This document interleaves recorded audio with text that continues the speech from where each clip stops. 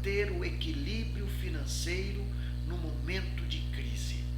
Eu gostaria muito que você assistisse e compartilhasse os vídeos que nós vamos estar apresentando esta semana, porque o tema é muito importante e pode interessar a você.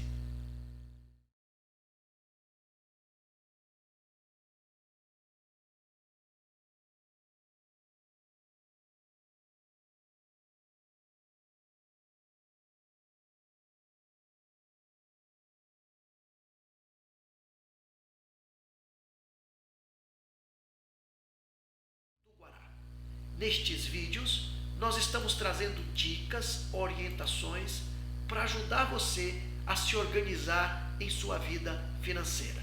No vídeo de hoje, nós vamos tratar de alguns princípios bíblicos que podem nos ajudar a alcançar o equilíbrio financeiro. O sexto princípio é o princípio do planejamento. Olha o que Jesus nos ensina no Evangelho de Lucas, no capítulo 14, no versículo 28. Ele pergunta: qual de vocês, se quiser construir uma torre, primeiro não se assenta e calcula o preço para ver se tem dinheiro suficiente para completá-la? Jesus está falando aqui do princípio do planejamento.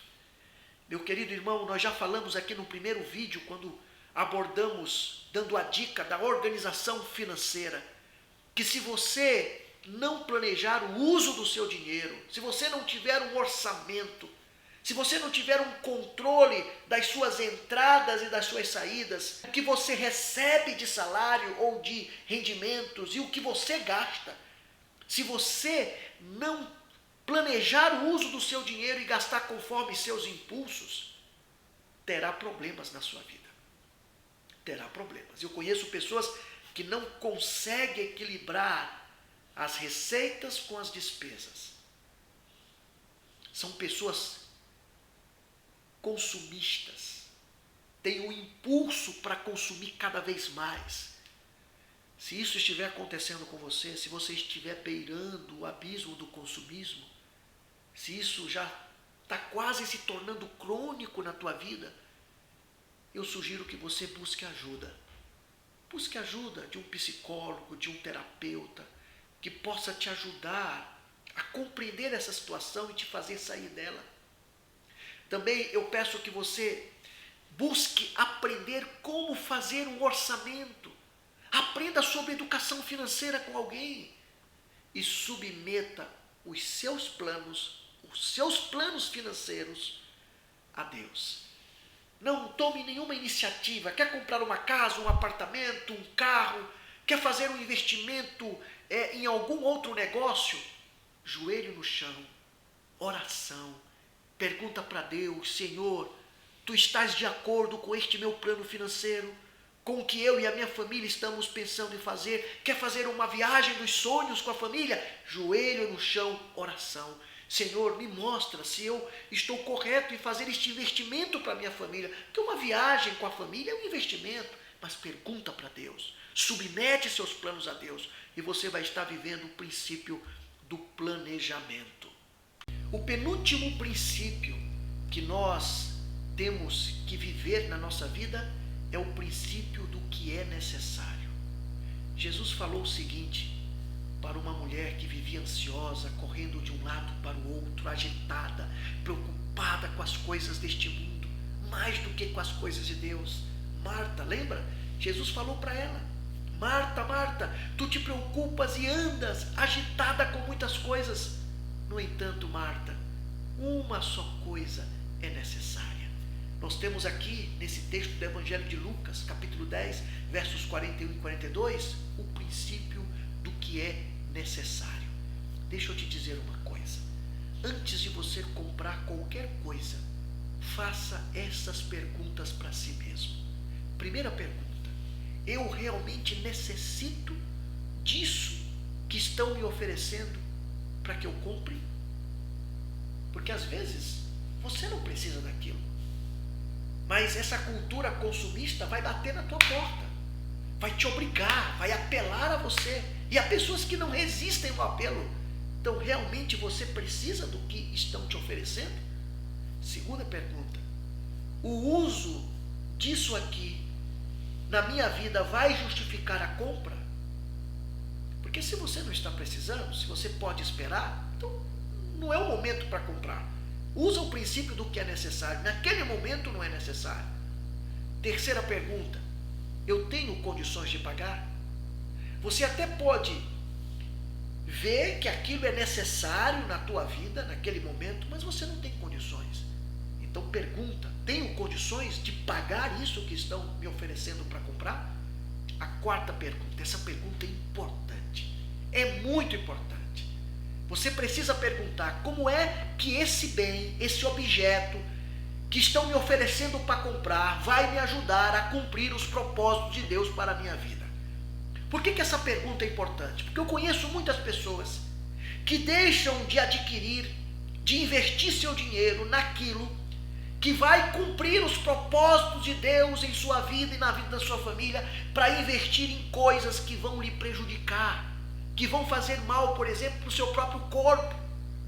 Eu conheço pessoas que deixam de investir o seu dinheiro, por exemplo, na lição da escola sabatina, na assinatura da lição da escola sabatina, o pão do céu, o maná do céu, para investir em comidas, em lanches desnecessários, que muitas das vezes prejudicam a saúde. Então não estão fazendo esta pergunta: como é que esse objeto, esse bem, essa coisa que eu estou investindo o meu dinheiro vai me ajudar a cumprir os propósitos de Deus para a minha vida? E a última pergunta: se eu não comprar isso aqui, o propósito de Deus estará prejudicado? São perguntas importantes que vão te ajudar a viver o princípio do que é necessário. Nós temos necessidades? Temos muitas. Você provavelmente tem muitas necessidades. Eu talvez tenho mais do que você, ou você tem mais do que eu. Mas saiba de uma coisa: só Deus sabe quais são as necessidades que precisam ser supridas na minha vida. Algumas que eu acho que precisam ser supridas, Deus sabe que não é importante, não são importantes agora, não são necessárias agora. Só Ele sabe quais são as que eu realmente necessito e as que eu realmente preciso que sejam supridas. O Salmo 23, verso 1, Ele, o Senhor, é o meu pastor, é o teu pastor, e se Ele é o pastor da nossa vida, então nada vai nos faltar. Ele vai suprir todas as nossas necessidades. Por isso é que nós estamos repetindo isso aqui. É a tônica de todos esses princípios que precisamos viver na vida para adquirir o equilíbrio financeiro. Mas é uma tônica importante. Converse com Deus, ore, apresente para Ele as suas necessidades, converse com Ele sobre as suas necessidades, peça para Ele lhe mostrar o que é necessário, para Ele fazer o que Jesus fez com Marta, para que você viva este princípio na sua vida. E finalmente, o último princípio, o princípio da poupança e do investimento. Vamos aprender aqui mais uma vez com a formiga. Provérbios capítulo 30, verso 25. As formigas não são um povo forte, todavia no verão preparam a sua comida. Esse texto nos fala de poupar e investir, porque quando as formigas elas fazem provisão, quando elas se antecipam, elas demonstram que são precavidas, preventivas. Elas estão com isso dando prova de características que dizem respeito a este princípio da poupança e do investimento. Porque quem poupa e quem investe é alguém que é precavido, que é preventivo, que se antecipa. Por que poupar e investir é importante? Em primeiro lugar, porque você tem uma família. Eu tenho uma família. Você pode não ter filhos, pode não ter cônjuge, mas você tem pai, tem mãe, pode ter alguém que viva com você, que dependa de você. Você tem uma família. Segundo, é importante investir, poupar, para a manutenção e educação dos seus filhos. Talvez da sua própria educação, da educação da sua esposa. Terceiro, para que você enfrente tempos difíceis. Olha o exemplo da formiga. Elas se antecipam.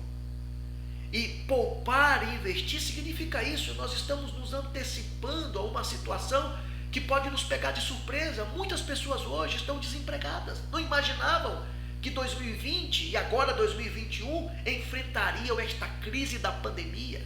Aqueles que pouparam e investiram de maneira certa, eles agora estão passando por esse tempo difícil de uma maneira mais tranquila. Então, por isso é importante poupar e investir. E para apoiar os projetos do reino de Deus.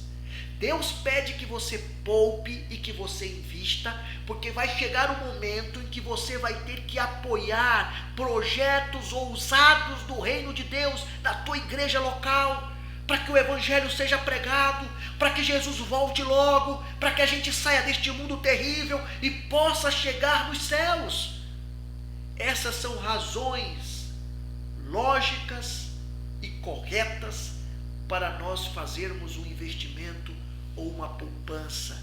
E isto vai também nos ajudar a sermos equilibrados na nossa vida financeira. Agora, uma coisa importante que você precisa saber sobre poupança e investimento é como deve ser feito isso. Preste atenção no que eu vou falar agora, porque eu estou terminando. Isso aqui é importante. Você deve poupar e investir com cautela e de forma conservadora. Tem muitos economistas que dizem assim: arrisca um pouquinho, faz um investimento aqui arriscado, cuidado. Mesmo que o momento seja favorável, por exemplo, a alta do dólar, muito cuidado, muito cuidado. Eu prefiro ser conservador do que arriscar. Tá? Só se você tiver muito dinheiro mesmo. Se você tiver muito dinheiro, aí você pode pegar um pouquinho desse dinheiro que você tem muito e aí fazer um investimento de alto risco. Mas eu estou falando aqui para a maioria. Para a maioria, o ideal é cautela e conservadorismo na poupança e no investimento. A poupança hoje, a poupança que eu falo é esse sistema financeiro, hoje é um tipo de investimento que os juros, os rendimentos não são altíssimos, está bem baixo, quase insignificante, mas é o que ela te dá maior segurança. Então, se você não tem muito, deixa ela na poupança. De qualquer maneira, o risco vai ser o mínimo necessário. É um modelo conservador, mas o importante é que você assim vai estar poupando de alguma forma, não vai estar perdendo, vai estar ganhando por menor que seja. Então, o seu investimento, a sua forma de investir e poupar deve ser com cautela e de forma conservadora. Uma outra coisa importante: busque informações confiáveis. Com quem entende, um economista, uma pessoa do ramo das finanças pode te ajudar, uma pessoa confiável, tá certo? E ore a Deus. Olha aqui a tônica em torno destes 8 princípios que nós estamos apresentando aqui. A oração. Ore a Deus e peça que Ele lhe ilumine. E eu vou dizer uma coisa para vocês: o espírito de profecia foi dado para a igreja nestes últimos dias justamente para nos iluminar, para nos aconselhar. E Ellen White, a serva do Senhor, ela tem um conselho muito precioso. Eu estou com a nota aqui no meu computador e eu vou ler.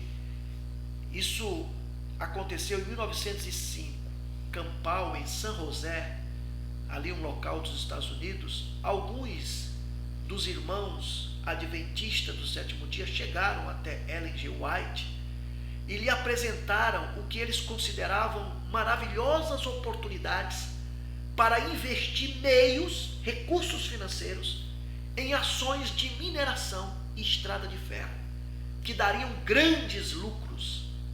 Pareciam confiantes no êxito e falaram no bem que fariam com os lucros que esperavam receber desse investimento que eles fariam no ramo de mineração e da estrada de ferro. Havia também outras pessoas presentes e pareciam interessadas em ver como que a serva do Senhor, Ellen White, receberia esta proposta. E ela então disse para eles que tais investimentos que eles estavam querendo fazer no ramo da mineração e da estrada de ferro eram muito incertos, inseguros. Nenhuma certeza, diz ela, podiam eles ter de que esses empreendimentos teriam êxito. Falei-lhes da eterna recompensa assegurada aos que põem o seu tesouro no céu. Mas quanto a essas incertas aventuras, roguei-lhes por amor de Cristo que parassem justamente onde estavam e não corressem o risco de investir neste ramo. Isso está no capítulo 47 do livro Conselhos sobre Mordomia. É o capítulo que fala sobre investimentos insensatos. Por isso, meus queridos irmãos, vivamos o princípio da poupança e do investimento de maneira correta, sem arriscar, buscando a luz de Deus para a nossa vida. Porque se vivermos este princípio e os outros demais, nós vamos estar alcançando equilíbrio financeiro. Eu termino com este pensamento de David Livingstone, onde ele diz: não darei valor a qualquer coisa que possua, a não ser a luz do relacionamento com o reino de Deus. Utilizarei tudo o que possuir para promover a glória daquele a quem devo toda a minha esperança no tempo e na eternidade. Você quer viver de maneira equilibrada, de uma forma que esteja tranquilo neste momento em que a economia está sendo solapada por esse contexto de pandemia? Você quer estar sentindo paz no seu coração, poder colocar sua cabeça no travesseiro, mesmo que você não tenha um emprego, não tenha um rendimento seguro, mas está tudo redondinho? Vive estes princípios na tua vida e você verá como Deus vai te abençoar e vai te ajudar a você estar equilibrado nas suas finanças. Eu volto amanhã com o último vídeo desta série Equilíbrio Financeiro. O último vídeo é a cereja do bolo. Você não pode perder, porque nós vamos falar sobre um assunto muito importante. Que Deus te abençoe. Nos encontraremos em breve.